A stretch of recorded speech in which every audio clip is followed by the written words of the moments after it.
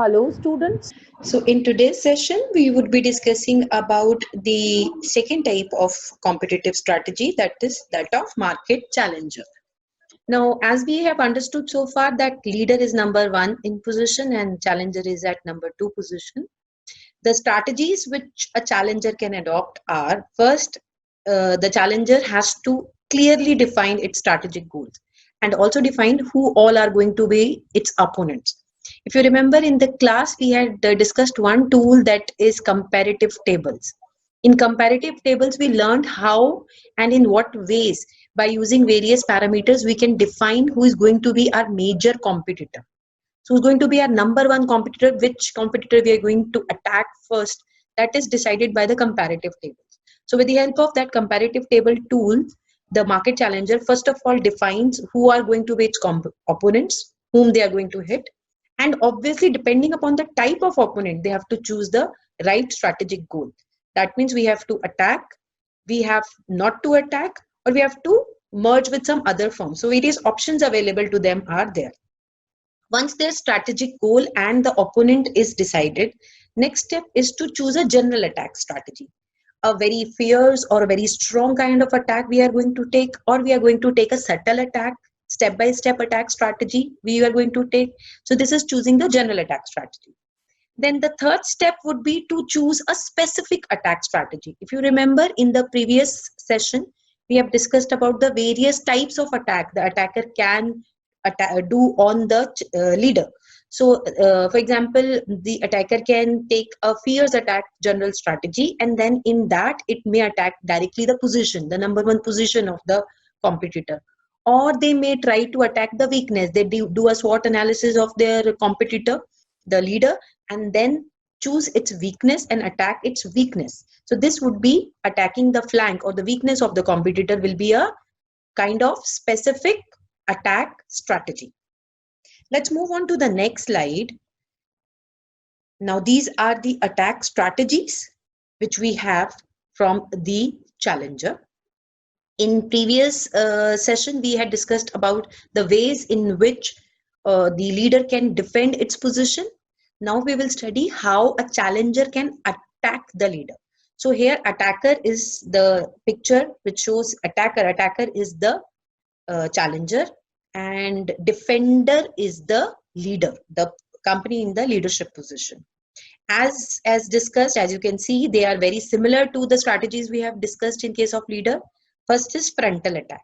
Now frontal attack, if we see two arrows, these frontal attack basically means that you can attack on the primary market of the leader as well as the secondary market of leader.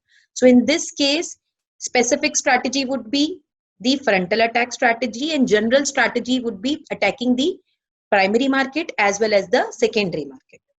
Then second attack can be flank attack. Obviously, if the challenger is not in a very strong position in comparison to the leader, then they will try to attack the weakness of the leader, that is the flank, its weakness. So they will attack the weakness because the defender will try to defend its weakness. That's why we have studied about the flank defense.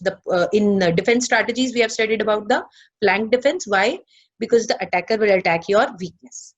Then third will be encirclement attack. If we see, the leader is being encircled from all sides. That means the primary, the secondary, even the tertiary markets, where minimum business was coming to the leader, from which markets the minimum business was coming to the leader, that market has also been attacked by the attacker or the challenger, and this type of strategy is known as encirclement attack.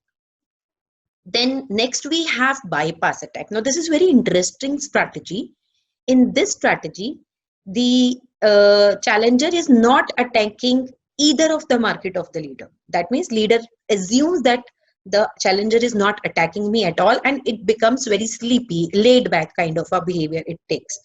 Actually, what the attacker is doing, it is making a plan to attack the untouched markets of the leader. That means those markets in which the leader is planning to enter in future. Before the leader wants to enter into those markets, the attacker enters into these markets and closes these markets for the leader. This type of strategy is known as bypass attack. You're not attacking directly, you're making a bypass to attack the leader. So you actually take a long route. This arrow will eventually come down here. So you're taking a long route to attack the leader. The fifth and the final strategy is again a very interesting strategy, is known as guerrilla attack. If you have seen the movie Kesari, there the attack strategy used by Afghans is known as guerrilla attack. That means when your competitor, your enemy is not aware, when you are is least experienced or is least concerned about your attack, you attack at that particular time. If you have seen in the movie, they were not expecting that Afghans will attack on Sargadi post. Sargadi was the least expected post to be attacked, but eventually the Afghans attacked that post.